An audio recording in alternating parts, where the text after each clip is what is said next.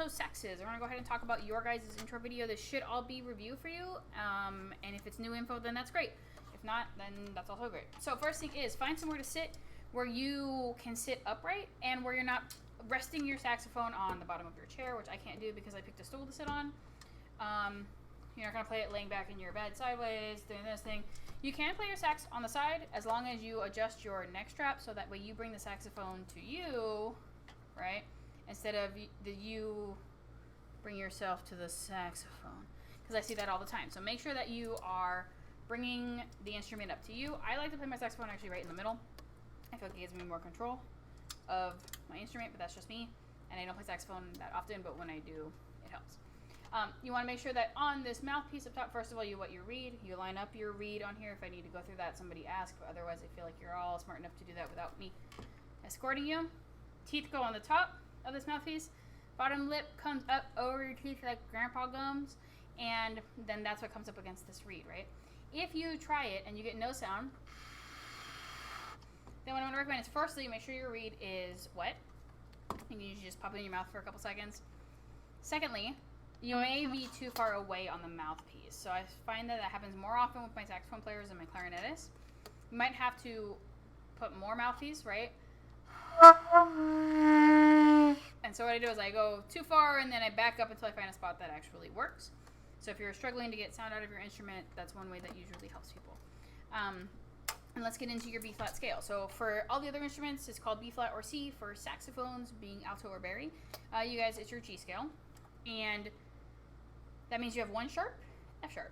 And we'll include that in the scale. Everything else is natural though. And the first note you're playing is a G. Your bottom hand, your right hand, does nothing at that point. It's just supporting the saxophone. Your top hand is playing 1, 2, 3. So it's playing a G, which is these first three, and I'll include the picture of how it goes. And sounds like. The next note is an A, but you're going to peel away that ring finger. So we have G and A.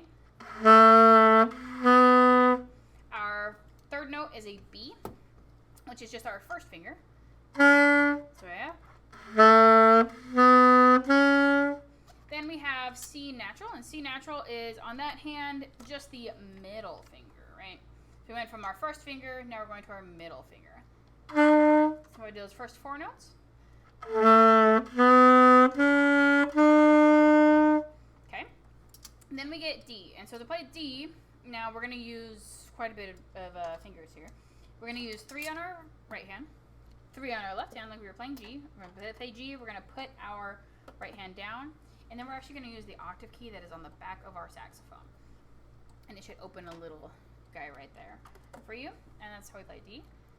So I do the first 5.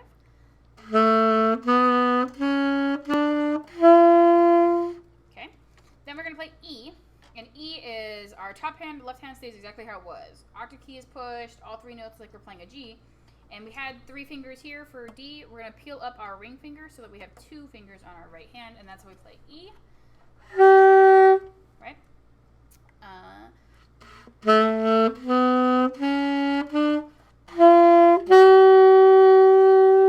And then we have F sharp. And so to play F sharp, it's actually on our right hand, the middle finger.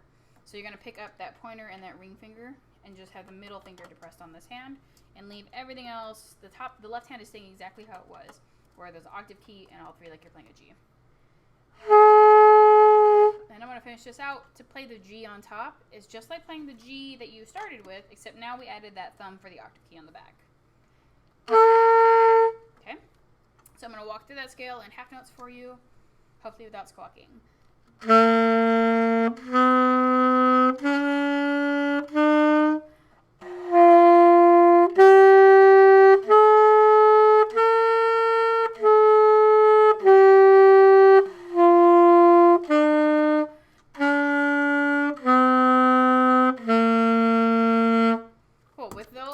You should be ready to play whatever music I throw at you right now and make it through all of our B flat basics.